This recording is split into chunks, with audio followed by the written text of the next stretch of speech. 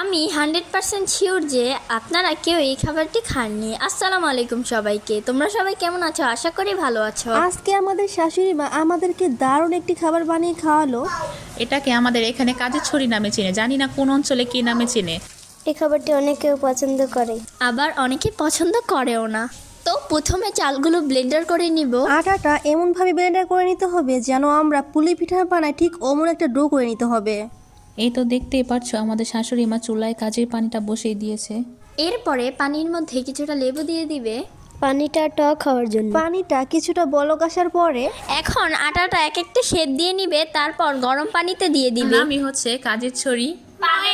তো এতক্ষণ সবাই মিলে একটা মিক্স ভয়েস দিলাম। শাশুড়ি মা আটাগুলো ছড়ি বানিয়ে পানির মধ্যে এখন দিয়ে দিচ্ছে। ছড়িগুলো দেওয়ার পরে এখন কতগুলো আটা পানি দিয়ে গুলিয়ে নিবে। আটাগুলো গুলিয়ে এখন কাজের পানিতে সবগুলো আটা দিয়ে দিবে ঘন হওয়ার জন্য। তো দেখতেই পাচ্ছ শাশুড়ি মা আটাগুলো গুলিয়ে নিচ্ছে, এখন দিয়ে দিবে পানির মধ্যে। পানির মধ্যে আটাটা দেওয়ার পরে এখন কাজের ছড়িটা রান্না হয়ে যাবে। এই কাজের ছড়িটা গরম গরম মরিচ বাটা দিয়ে খেতে ভীষণ ভালো লাগে। রান্না কমপ্লিট, এখন ঘরে নিয়ে আমরা সবাই মিলে খাবো। তো যাই হোক, আজকের মতো এই পর্যন্তই। তোমরা সবাই ভালো থেকো, সুস্থ থেকো। আল্লাহ হাফিজ।